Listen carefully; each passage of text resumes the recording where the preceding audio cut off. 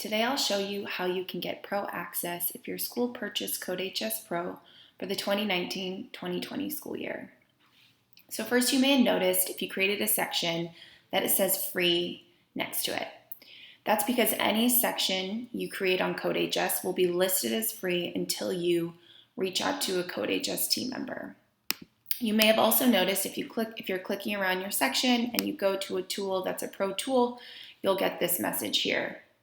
So to reach out to a CodeHS team member, you can write to hello@codehs.com.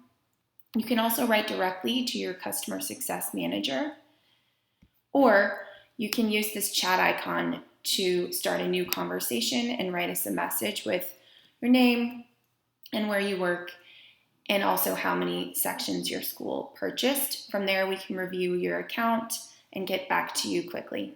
Thanks so much.